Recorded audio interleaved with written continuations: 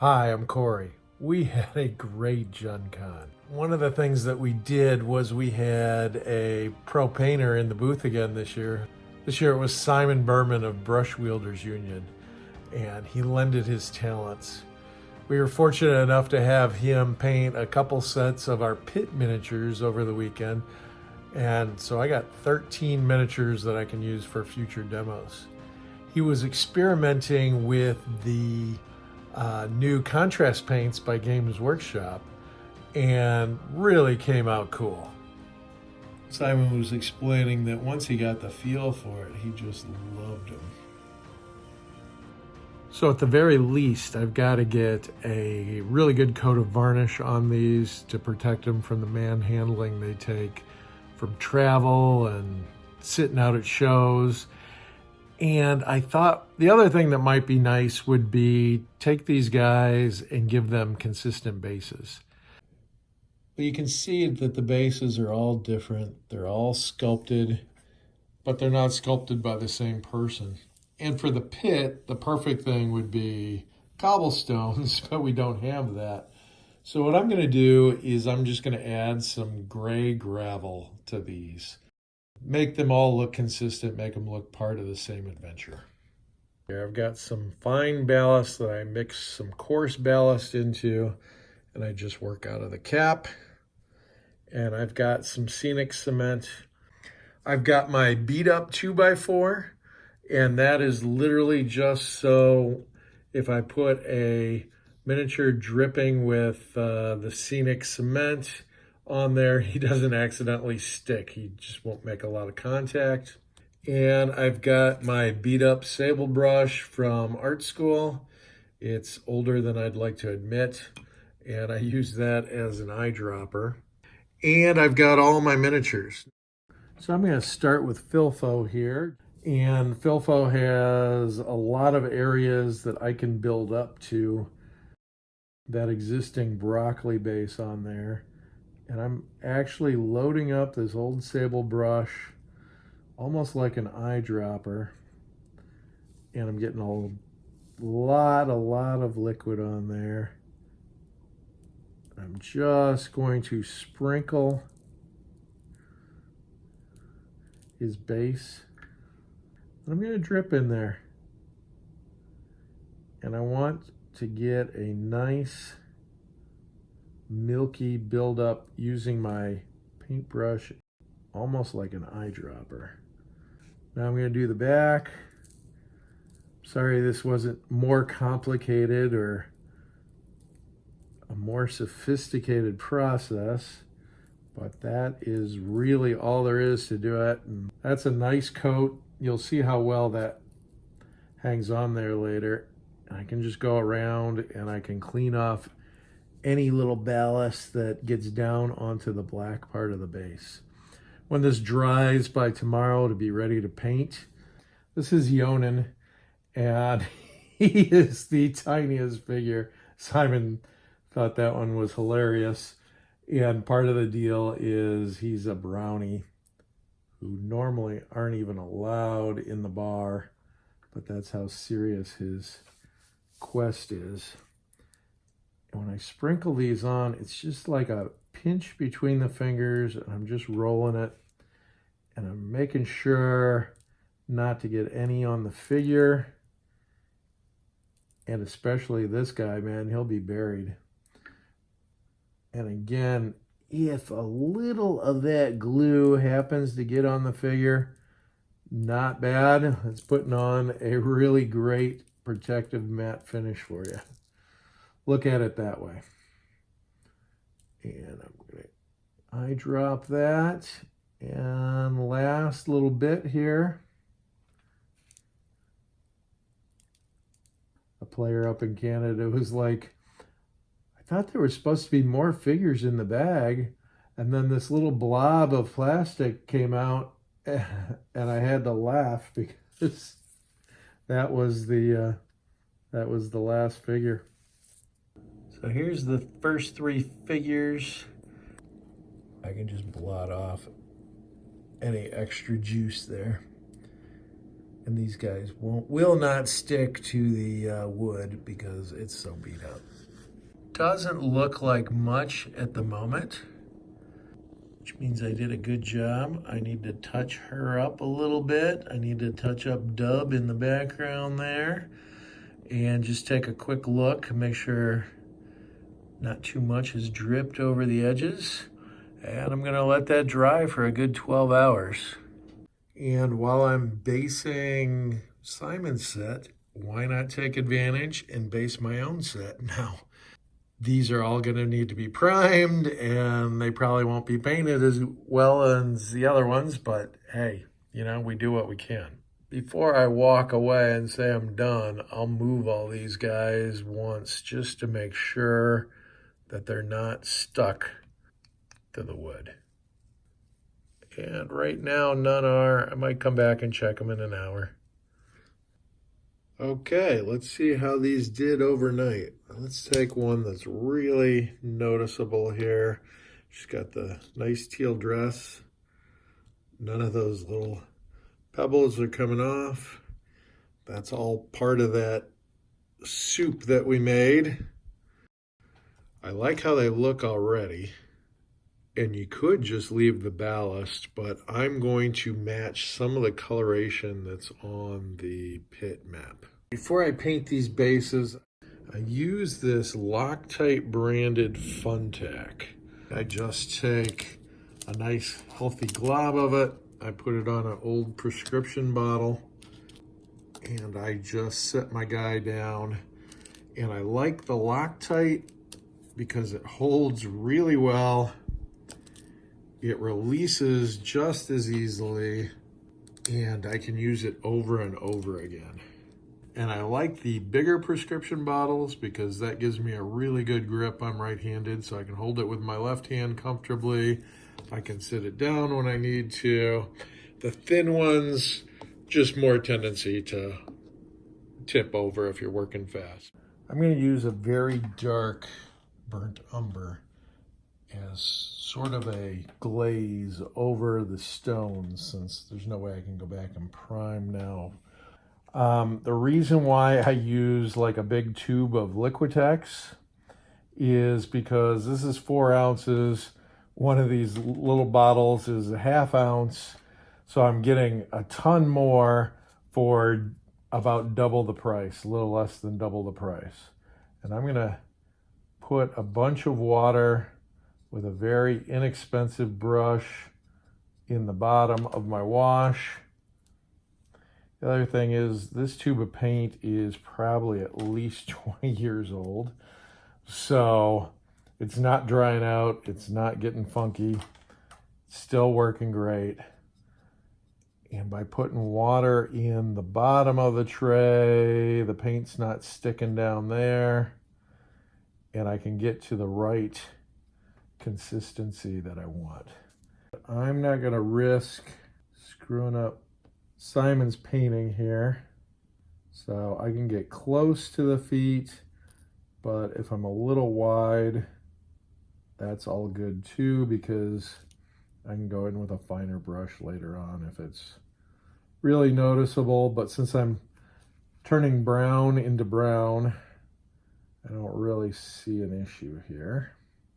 The other thing some people have told me they do is they will paint a different color on the bases so that they know that they're in NPCs versus the player characters.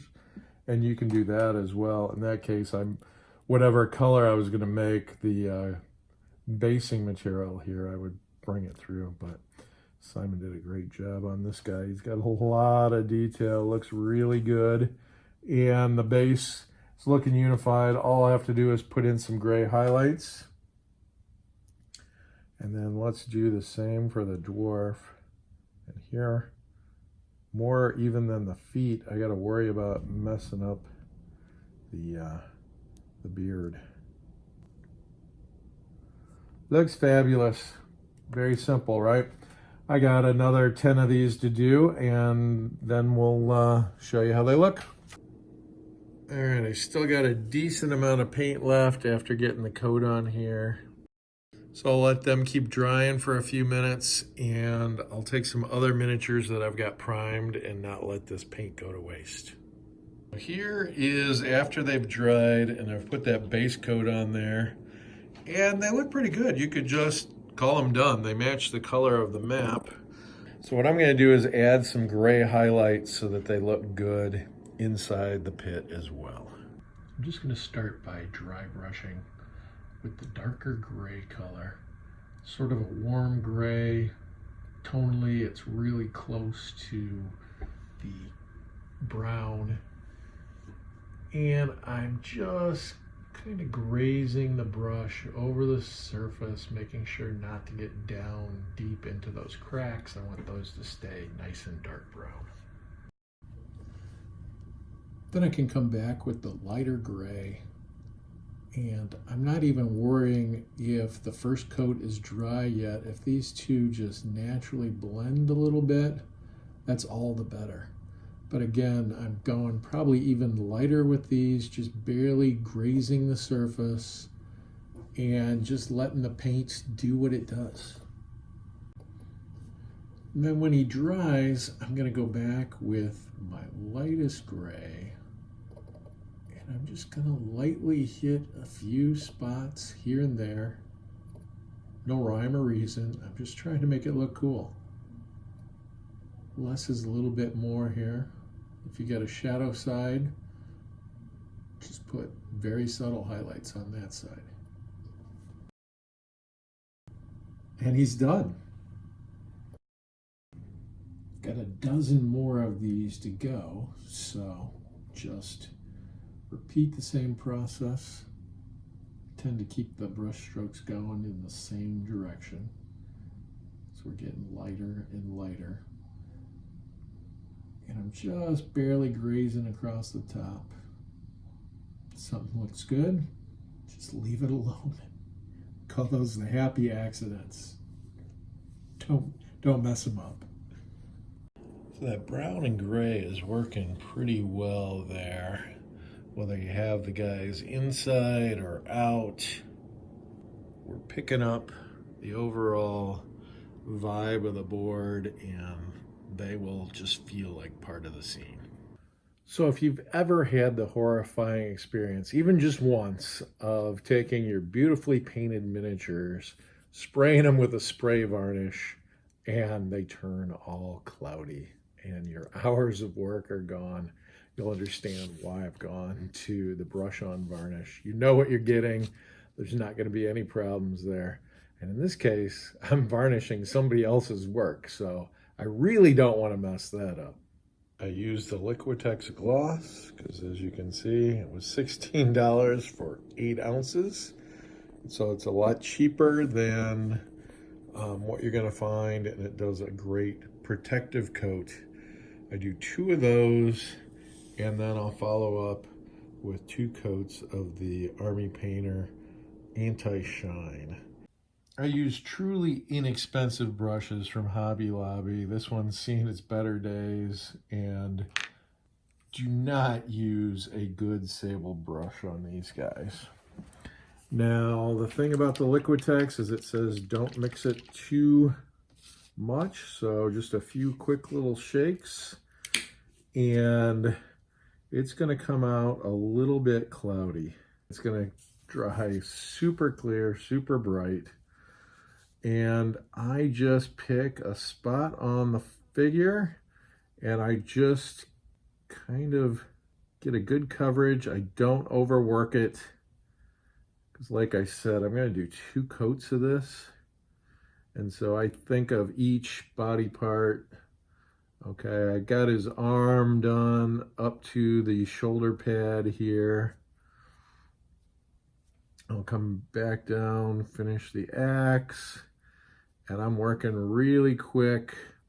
Got the other arm with the shoulder pad. I'm gonna do beard and chest above the axe. And you can kind of tell what's glistening. It's gonna be the later coats that you gotta be more aware of what you're doing. Okay, I got the back of his head, all looking good. Let's get that cloak. All right, let's get the cloak all the way across.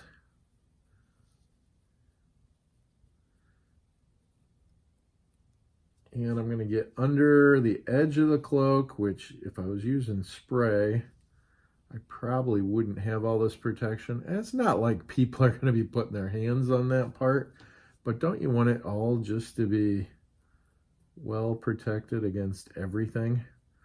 All right, I got the front of the cloak and the shoe down there.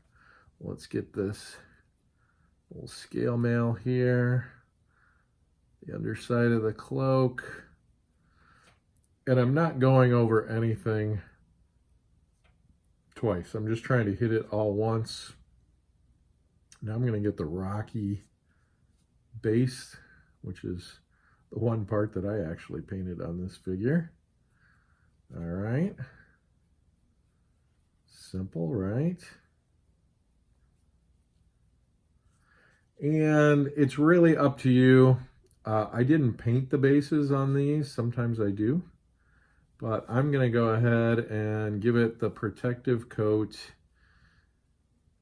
Not because it's really going to protect that black plastic, but it might help seal this edge. All right. And coat number 1 is done. I want to emphasize it's a very thin coat. There should be absolutely no puddling. They're going to look way shinier than you want. But if you're spending more than a minute or two per figure, you're putting way too much paint on. Just quick coat. That's why we do 2, and you'll be good. The reason why I said use your cheap brush, this one's just getting shredded as it rolls over the rock that I've sprinkled on there. So if you're using a sable brush, it's going to be destroyed. You want these that cost like 50 cents each at Hobby Lobby. And if you've got your 2 varnish coats on, you're probably looking at your miniatures and saying, Corey, what the heck have you done to my miniatures? These are going to protect them from a lot of handling, scratching, jostling, all that kind of stuff. But we definitely want them to have a nice matte finish when done. These guys have their first coat of matte on and they look great. This stuff is fantastic. It comes out of the bottle clear, it goes on clear, it doesn't cloud even if you put on too much.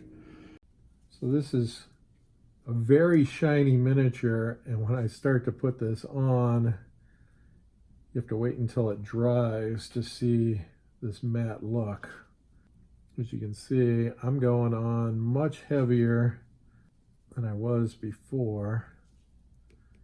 Getting that arm, get the inside of the shield. I don't mind if this puddles because it's going to dry very thin. I usually try and varnish at least a dozen miniatures at once, if not more. It's not a hard process. It's just, for me, the least fun, but maybe the most important step, because if I'm going to have a lot of different people handling these miniatures, they're going to be transporting to shows and that kind of stuff, I really want them to hold up. See, I forgot where I left off up here, but if I go back over it, there's no risk that it's going to become cloudy. All right, let that take a minute and a half. That's really good. We'll let them sit. The next step would be to add little tufts of grass if I were going to do that, but instead I'm going to call them done and add magnets to the bottom, and these will work in the magnetic storage cases that I make. I want to thank Simon for painting these, and they just came out fantastic.